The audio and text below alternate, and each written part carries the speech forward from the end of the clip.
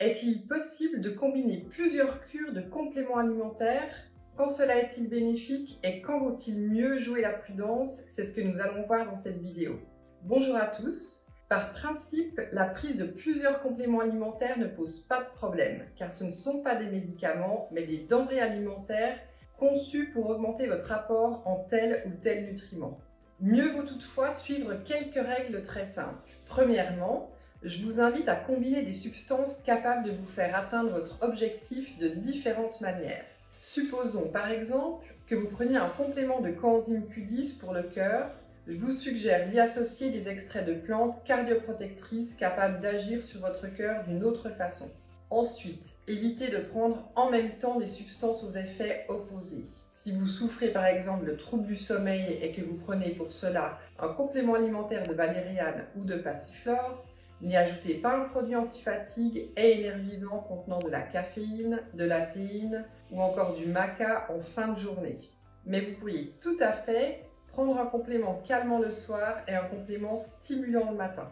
Attention également à la prise simultanée de médicaments et de compléments. Certains compléments alimentaires peuvent réduire ou augmenter l'efficacité des médicaments, les deux effets étant indésirables. Les anticoagulants et les compléments de ginkgo biloba, par exemple, ont tous deux pour effet d'améliorer la circulation sanguine cérébrale. Si on décide de combiner les deux produits, l'effet de fluidification du sang peut s'en trouver exagérément renforcé. Mais il n'y a pas que les compléments qui sont concernés.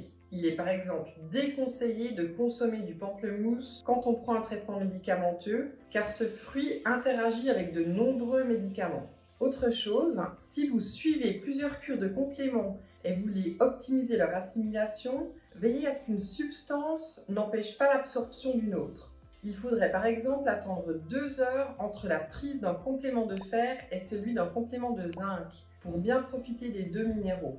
Il en va de même pour le calcium et le magnésium, car pris en même temps, ces deux minéraux peuvent se faire obstacle lors de leur assimilation dans l'intestin et donc ne pas dévoiler tout leur potentiel.